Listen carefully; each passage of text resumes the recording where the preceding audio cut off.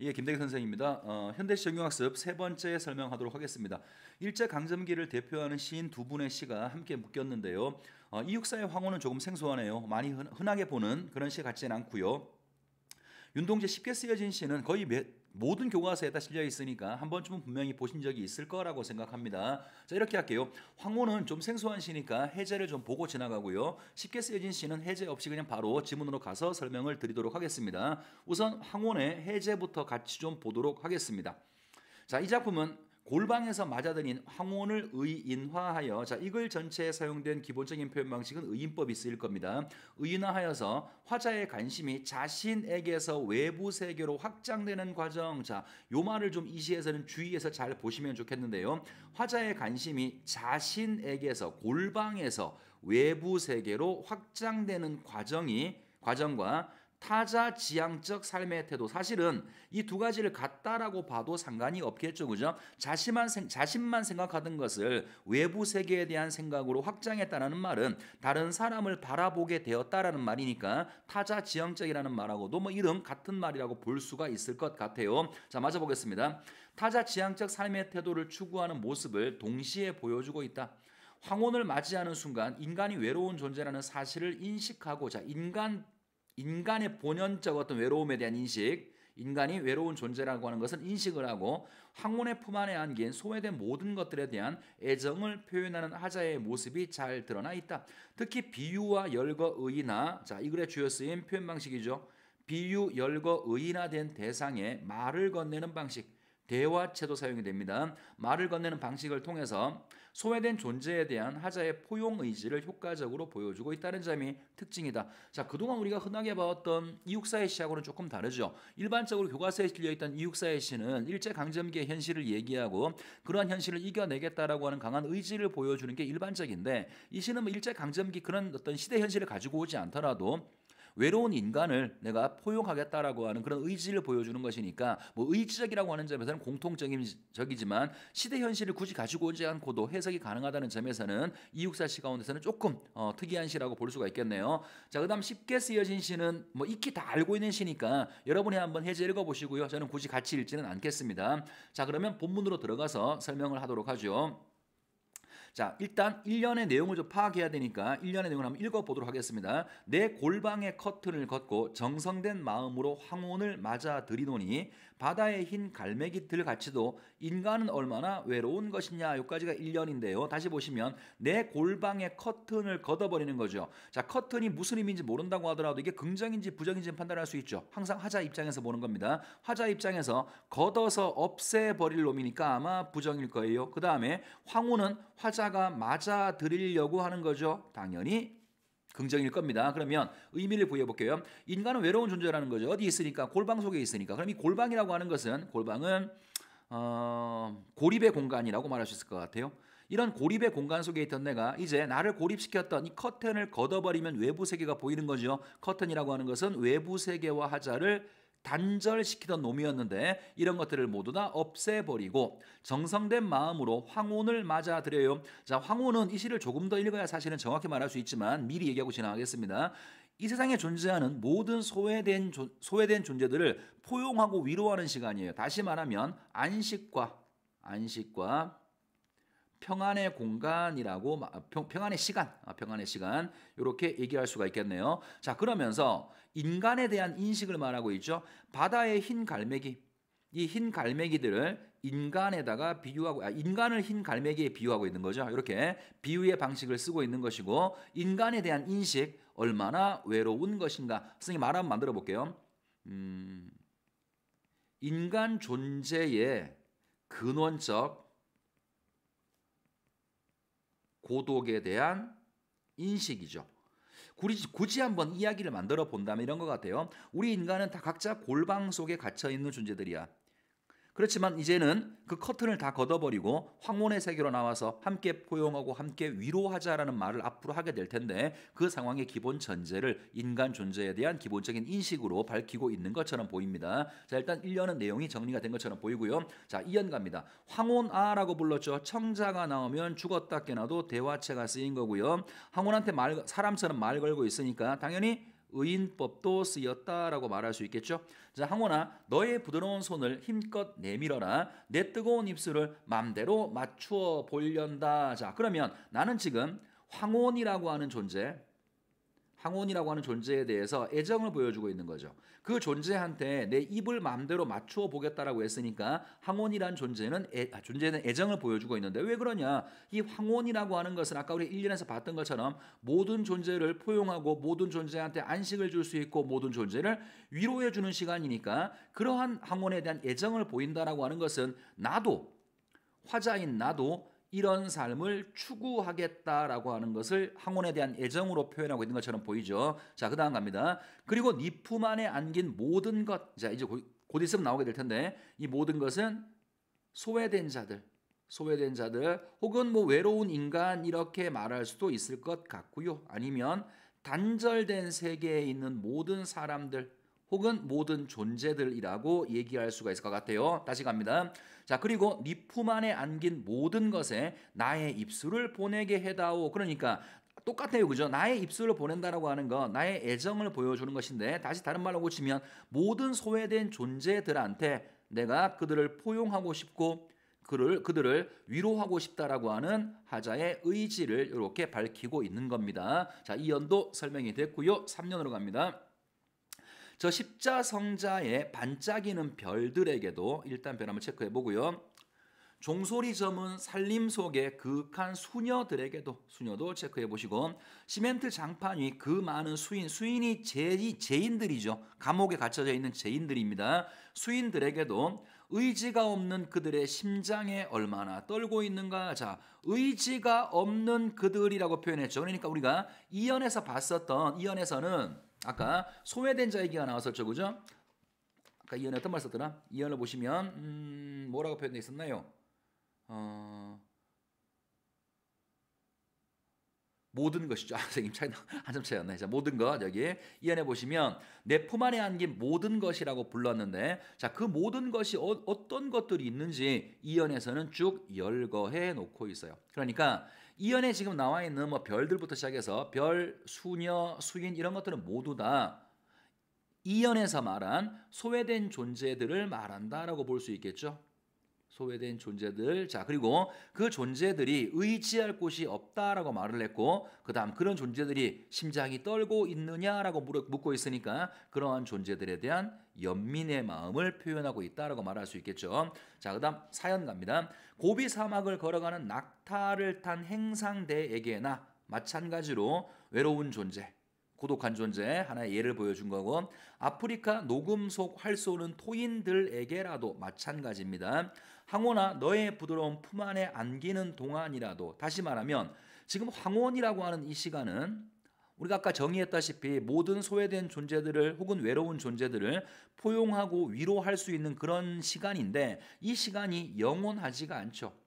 해가 질 동안 잠깐 동안이니까 이 항원이라고 하는 것은 순간성을 가지고 있다는 걸 밝히고 있는 겁니다. 다시 보죠. 항원아 너의 부드러운 품 안에 안기는 그 동안이라도 지구의 반쪽을 나의 타는 입술에 맡겨다오. 자, 지구에 타는 반쪽이 당연히 외로운 자들 아니면 소외된 자 위에서 열거했던 그런 자들을 얘기하고 있는 거고 소외되고 외로운 자들에 대한 애정을 다시 한번 밝히고 있는 거죠. 자, 마지막 연 갑니다.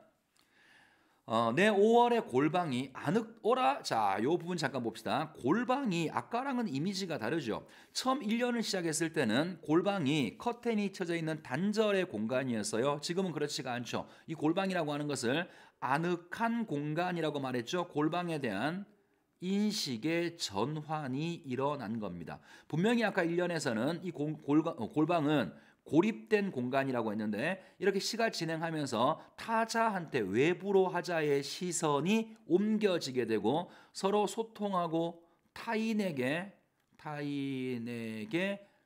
어떤 관심이 확장되는 공간으로 그려지고 있습니다. 인식이 지금 바뀌고 있어요. 다시 봅니다. 내 5월의 골방 아늑도 하니 항원아 내일도 또 저 푸른 커튼을 걷게 하겠지. 자, 내일 네가 오는 그 짧은 그 순간만이라도 다시 나는 외부 세계로 눈을 돌려서 소외되고 외로운 자들을 포용하겠다라고 말하고 있는 거죠. 내일에 대한 기대감을 이렇게 표현하고 있는 거고 자, 항원아 이거 했구나. 그지? 요게 요 부분이고요. 자, 그다음에 암암이 사라지기 시냇물 소리 같아서 한 번 식어지면 다시는 돌아올 줄 모르나 보다. 요거는 아쉬움이죠. 이러한 항온의 시간이 지는 거에 대한 아쉬움을 보여주고 있어요. 그래서 자, 이 시는 뭘 보여주는 거냐면 우리 인간이라는 존재는 골방이라는 곳에서 고립돼 있어. 그리고 우리는 외로운 존재일 수밖에 없다라는 거죠. 자, 그렇지만 황혼이 비치는 그 짧은 순간만이라도 우리는 이 고립에서 벗어나서 서로 소통하고 포용하고 서로를 위로하겠다라고 하는 하자의 의지를 보여주는 게 이글 전체의 시의 내용이라고 보시면 뭐 대략적으로 이해를 한 것으로 볼 수가 있겠습니다. 자, 일단 첫 번째 시는 해결이 됐죠. 자, 두 번째로 갑니다. 워낙에 많이 보던 시라 선생이 또 설명하는 게 민망스럽긴 합니다만 나왔으니 설명을 하도록 하겠습니다. 자, 1년부터 보시죠. 창밖에 밤비가 속살거려 육첩방은 남해나라. 자, 화자가 지금 놓여있는 상황 자체를 말하고 있죠. 창밖에는 밤비가 오고 있어요. 어둠의 이미지를 쓰고 있고 하강의 이미지를 쓰고 있고요. 육첩방은 일본식 다다미방, 우리는 온돌방이지만 얘들은 일본식 다다미방을 쓴다고 하니까 지금 내가 남의 나라에 와 있어 매우 부자연스럽다라고 말하고 있는 거죠. 그래서 위에서는 어둠의 이미지, 비가 오고 있네, 하강의 이미지, 이런 걸 사용을 하고 밑에서는 뭔가 부자연스러움을 얘기해서 화자가 지금 놓여있는 부정적 현실 혹은 부정적 상황을 얘기하고 있는 게 일련의 내용이라고 볼 수가 있겠습니다. 자, 이연으로 가죠. 시인이라고 하는 것은 슬픈 천명인 줄 알면서, 자, 이 부분에 대한 오해가 굉장히 많은 것 같은데요. 이해를 좀 잘하면 좋겠어요. 이건 뭘 말하고 있는 거냐면, 자, 시인이라고 하는 것은 결과적으로 화자를 얘기하는 거죠. 자, 시인은 슬픈 천명이야 슬픈 운명이라는 말이에요. 자, 왜 슬프냐 하면 시인은 절대로 어떤 경우라도 현실에 만족해서는 안 돼요. 시인은 현실에 안주해서도 안 됩니다. 계속해서 현실에 대해서 비판해야 되고요. 현실에 대해서 고민해야 되는 사람이니까 시인은 행복할 수가 없는 거죠. 다시 말해서 이게 부정으로 쓰인 게 아니라는 거예요. 뭘 말하고 있는 거냐면 시인의 올바른 역할이죠. 시인이 뭘 해야 되는가? 시인이 해야 되는 올바른 역할에 대한 하자의 인식을 드러내고 있는 거예요. 다시 말합니다. 시인은 슬픈 운명이야, 이 말이 부정적으로 말하고 있는 게 아니에요. 시인은 현실에 대해서 치열하게 고민하고 비판하고 현실에 안주해서는 안 되는 그런 사람이라고 하는 시인의 역할에 대한 인식을 드러내고 있는 겁니다. 다시 가죠. 자, 시인이란 슬픈 천명인 줄 알면서 한 줄 시를 적어볼까? 자, 분명히 이 연에서는 시인, 내가 어떤 역할을 해야 되는 사람인지를 밝히고 있죠. 현실에 대해서 치열하게 고민하고 비판해야 되는 사람인데 3년을 보시면 땀내와 사랑내 포근히 풍긴 보내주신 학비 봉투를 받아 대학 노트를 끼고 늙은 교수의 강의를 들으러 간다. 자, 보시면 고민하고 있는 모습 하나도 없어요. 그죠? 그저 현실에 안주하며 살아가는 것이고요. 현실에 대한 비판력도 없이 무기력하게 살아가고 있는 자신의 모습을 밝히고 있는 겁니다. 자, 그다음 보죠.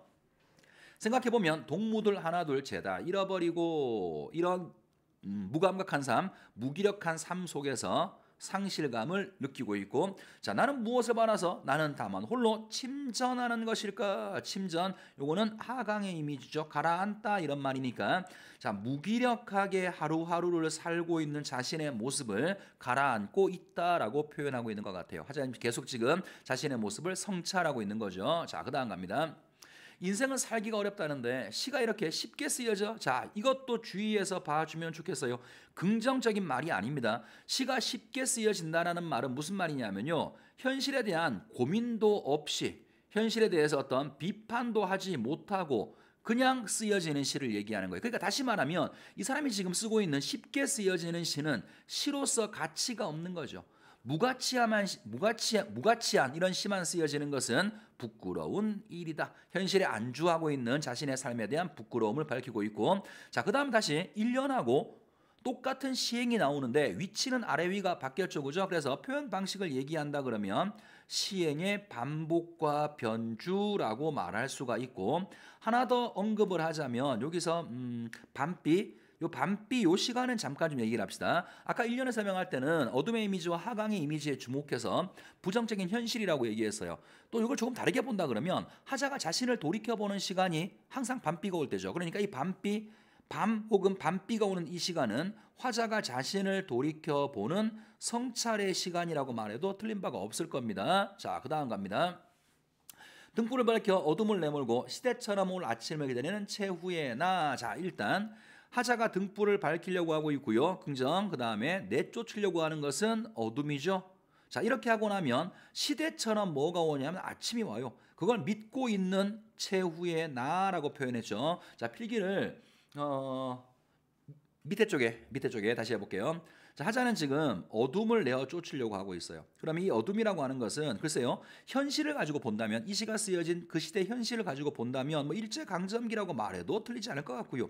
시의 내용으로 가지고 본다면 현실을 치열하게 고민하지 못하는 무기력한 자아의 모습을 어둠이라고 표현했을 수도 있겠죠. 자, 이거를 뭐를 통해서 내쫓냐면 등불을 밝힘으로 인해서 이 어둠을 내쫓는 거죠. 그러면 일단 이미지 먼저 봅시다. 어둠은 말 그대로 어둠의 이미지고 등불을 밝히는 건 밝음의 이미지니까 이런 것을 명암대비라고 하죠.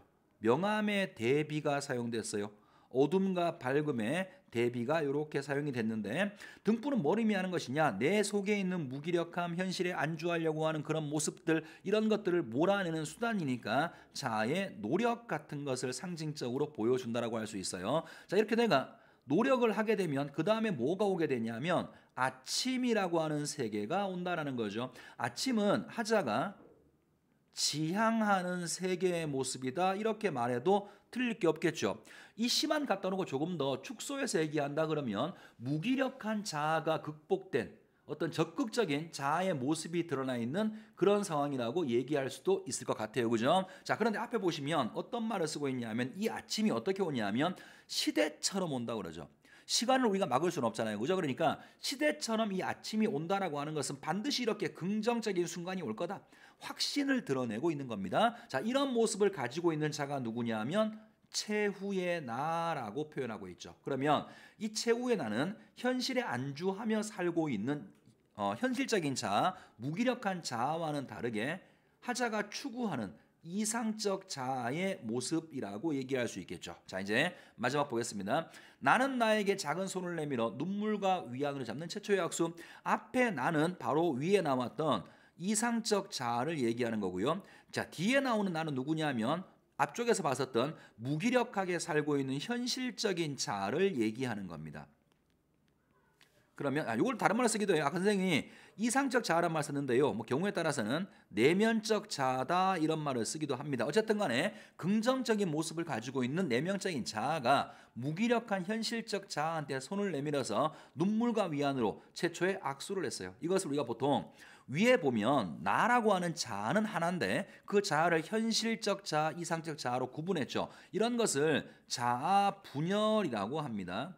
분열된 자아가 악수를 했다라고 하는 것은 화해했다라는 것을 의미하는 것이고, 자, 이 화해는 어떤 말이냐 그러면 정도에서 벗어나서 무기력했던 내가 원래 나의 모습, 내면적 자아의 모습으로 바뀌게 되었다, 이런 말이니까 결과적으로는 화해했다라는 말은 이런 나의 무기력한 모습을 극복했다라고 하는 것을 보여준다라고 말할 수 있겠죠. 그래서 무기력한 자아에 대한 반성과 극복 의지가 글 전체의 주제라고 볼 수 있겠습니다.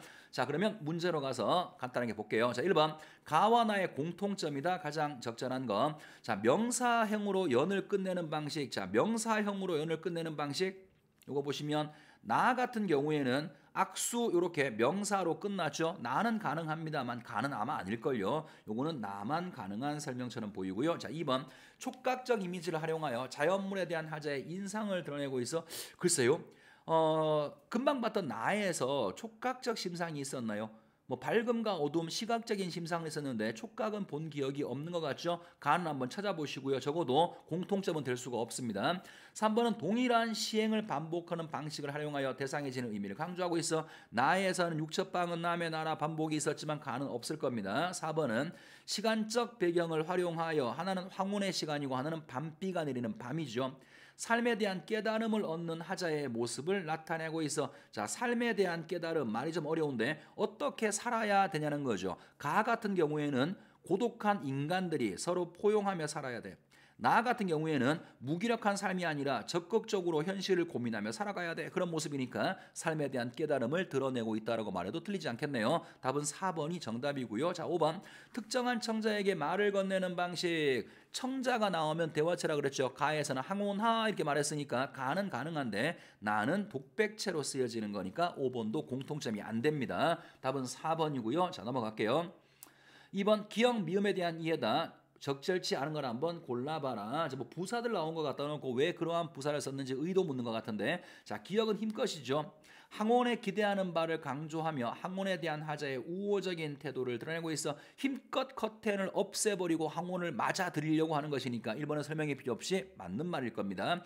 자, 그 다음에 2번은 니은이 얼마나 이거죠. 자, 니은은 별들, 수녀들, 수인들의 연약함을 강조하며 이들에 대한 하자의 연민을 드러내고 있어 얼마나 뭐뭐 할 것인가, 심장이 떨릴 것인가, 그들에 대한 연민, 소외된 자에 대한 연민을 표현하고 있는 거고요. 자, 디귿은 아늑도하다. 화자가 골방에서 현재 느끼는 감정을 강조하여 항온을 통해 하자가 얻는 가치. 자, 항온이 오기 전에 항온과 단절돼 있던 골방은 말 그대로 고립의 공간이었는데 항온의 시간에 다른 모든 존재가 포용되고 서로 소통하는 그런 상황이 되었으니까 골방에 대한 인식이 변화하는 부분이었었죠. 3번도 문제가 없고요. 자, 4번은 리을은 죄다라고 했어요. 리을은 어릴 때 동무들이 남아있지 않음을 강조하며 모두 다라는 표현이니까 과거와 달라진 삶에서 느끼는 하자의 상실감 모두 다 사라지고 없어. 자, 답은 5번이 모양입니다. 5번이 다만인데요.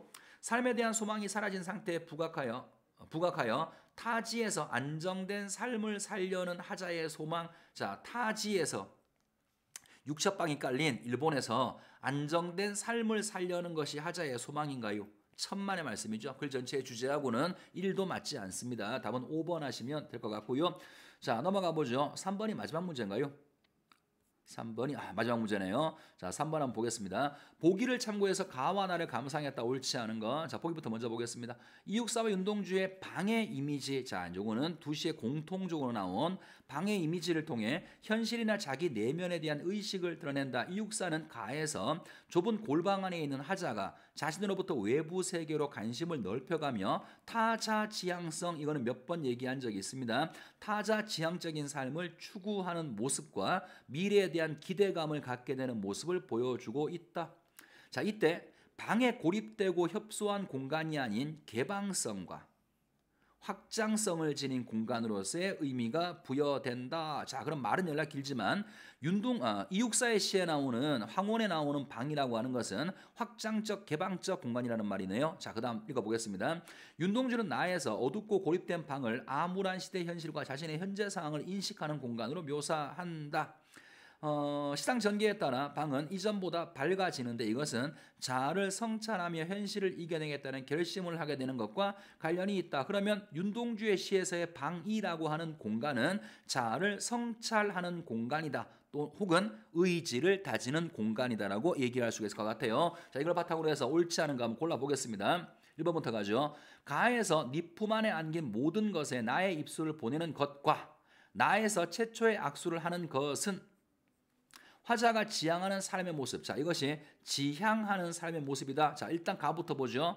나의 입술을 보내는 것, 모든 존재 포용하려고 하는 거, 화자가 지향하는 거 맞죠? 그 다음에 최초의 악수를 하는 것은 화해를 통해서 이상적 자아가 되고자 하는 거죠. 모두 다 긍정적인 모습이니까 1번은 문제가 없을 겁니다. 자, 2번.